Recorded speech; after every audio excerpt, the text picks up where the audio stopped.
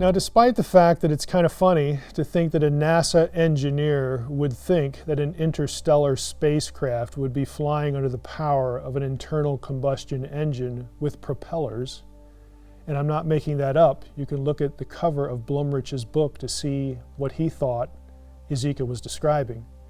Despite all that, we need to treat the topic seriously. Ezekiel 1 is used by every ancient astronaut theorist to prop up the idea that aliens have not only visited here, but they were part of biblical history. So it's important to think through the issue and not poke fun at it. The first thing we need to do is get the elements of Ezekiel's vision in our heads. It's a long chapter, so if you want to read the whole chapter, you can do that. But here are some relevant portions from Ezekiel chapter 1, and I'm drawing these from the Jewish Publication Society English translation of the Hebrew Bible. And we'll begin in Ezekiel 1, verse 4. The scripture says, "I looked, and lo, a stormy wind came sweeping out of the north, a huge cloud and flashing fire surrounded by a radiance, and in the center of it, in the center of the fire, a gleam as of amber. To the center of it were also the figures of 4 creatures, and this was their appearance. They had the figures of human beings. However, each had 4 faces, and each of them had 4 wings.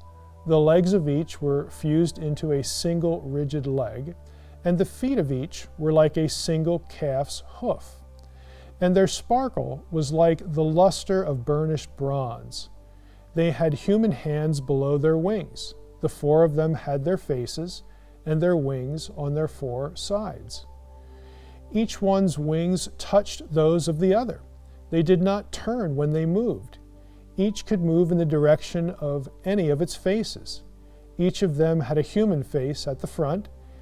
Each of the 4 had the face of a lion on the right. Each of the 4 had the face of an ox on the left. And each of the 4 had the face of an eagle at the back. Such were their faces. As for their wings, they were separated. Above, each had 2 touching those of the others, while the other 2 covered its body. And each could move in the direction of any of its faces. They went wherever the Spirit impelled them to go, without turning when they moved. Such then was the appearance of the creatures. With them was something that looked like burning coals of fire. This fire, suggestive of torches, kept moving about among the creatures. The fire had a radiance, and lightning issued from the fire. Dashing to and fro among the creatures was something that looked like flares. As I gazed on the creatures, I saw 1 wheel on the ground next to each of the 4-faced creatures. As for the appearance and the structure of the wheels, they gleamed like beryl. All 4 had the same form. The appearance and structure of each was as of 2 wheels cutting through each other. Verse 22, above the heads of the creatures was a form, an expanse, with an awe-inspiring gleam as of crystal, was spread out above their heads. Under the expanse, each one had a pair of wings, extended toward those of the others, and each had another pair covering its body. From above the expanse over their heads came a sound. When they stood still, they would let their wings droop. Above the expanse over their heads was the semblance of a throne, in appearance like sapphire, and on top, upon this semblance of a throne, there was the semblance of a human form. From what appeared as his loins up, I saw a gleam as of amber, what looked like a fire encased in a frame. And from what appeared as his loins down, I saw what looked like fire. There was a radiance all about him. Now that we've read the relevant portions of the vision of Ezekiel 1, a couple of observations can be made. For instance, the creatures are unidentified in Ezekiel 1. We know, though, from Ezekiel 10, which records the vision in nearly identical terms, that the 4 creatures are cherubim. The description makes it clear that the cherubim and the wheels were not identical objects, though they are in some way related to each other. For instance, the cherubim have 4 faces. The wheels, of course, do not. The four faces were human, lion, ox, and eagle.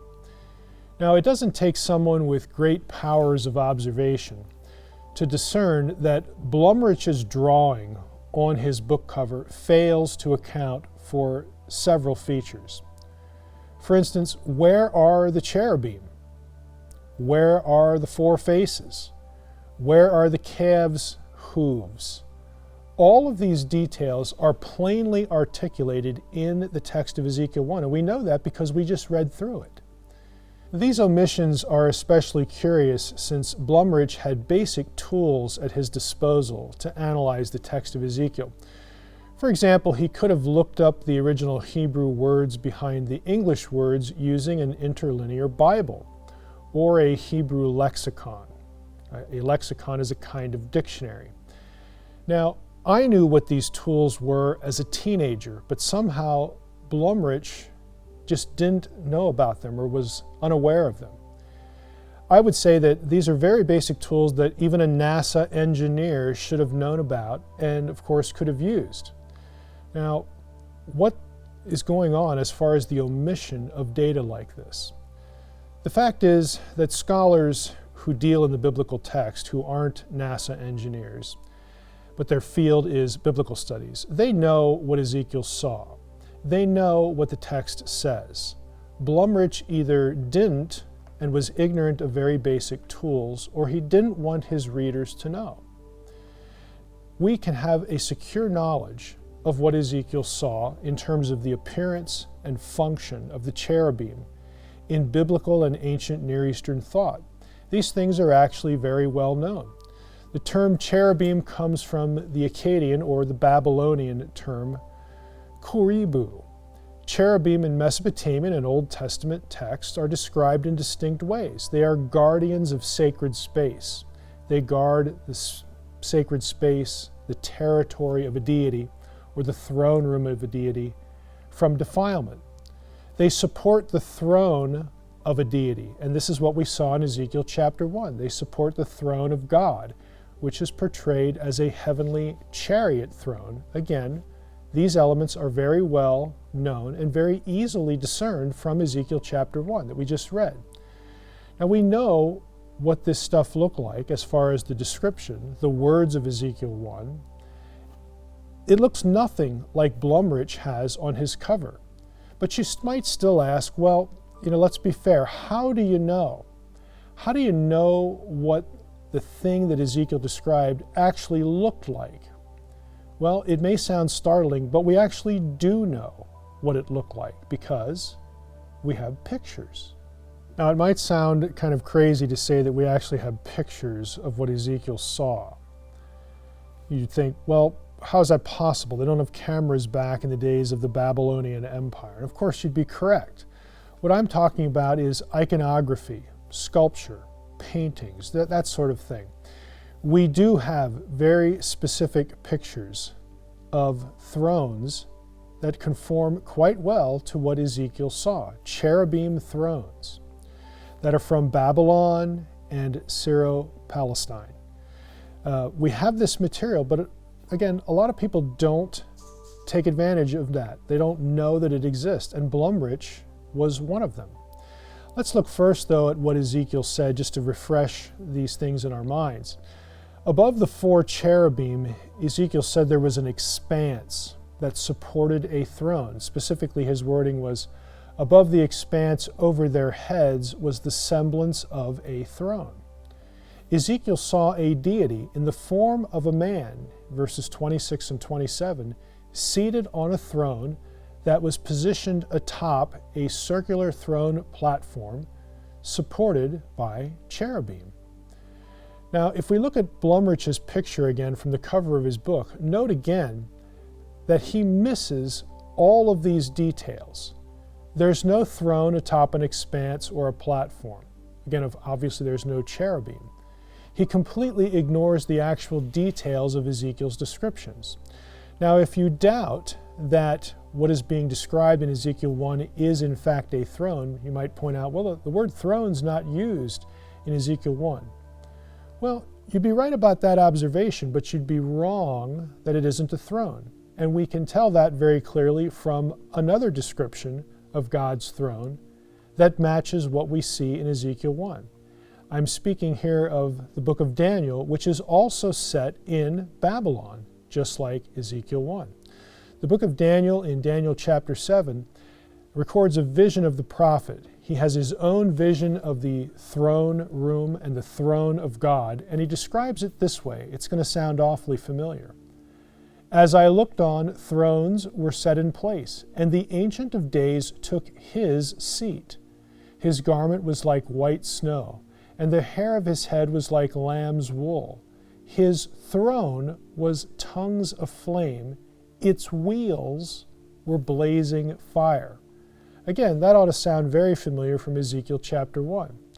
Now you still might be thinking, well, we still don't know exactly what that would look like because we don't have pictures. Again, let me correct you, we do have pictures.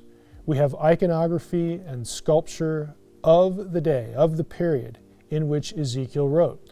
All of the elements in Ezekiel's description are visible, except one, and we'll get to that a little bit later because it's important to interpreting the vision. Now, taking a look at these pictures of royal thrones in the ancient Near Eastern world, again from Syria, Palestine, and of course Babylon, you can see that specifically they account for all of the elements in Ezekiel's vision. We have cherubim with wings, we have deities, divine beings with 4 faces. We have situations where we get a throne that incorporates hooves and calves' legs. All of these elements drawn from Ezekiel 1 show up in what essentially are the pictures, the photographs of the day, iconography, sculptures, carvings, paintings. We know what Ezekiel saw because we have this material. And it's very important that we recognize the importance of reading Ezekiel, again set in Babylon, in both a Babylonian and an Israelite context, with material known from the prophet's own day, and of course, known by the original audience to which he was writing.